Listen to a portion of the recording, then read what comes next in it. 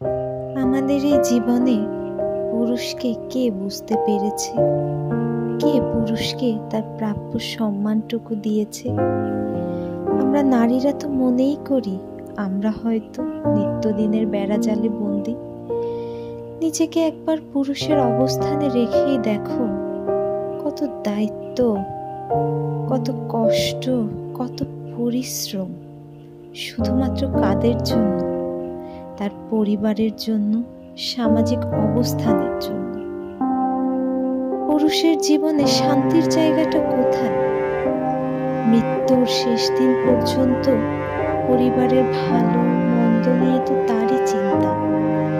একজন পুরুষ কখনো বাবা, কখনো স্বামী, কখনো পরিবারের বড় ছেলে, কখনো বা তোমার প্রিয় বন্ধু হয়ে তোমাকে আগলে রেখেছে। পুরুষকে সহমর্মিতা দেখাই, তাকে সম্মান করি, শুধুমাত্র তার অর্থনৈতিক অবস্থার দিকে না তাকিয়ে মানবিক দৃষ্টিকোণ থেকে তাদের আমরা ভালোবাসি। তাদের জীবনের প্রতিটি বিন্দু শুধুমাত্র উৎসর্গ থাকে অপরের জন্য।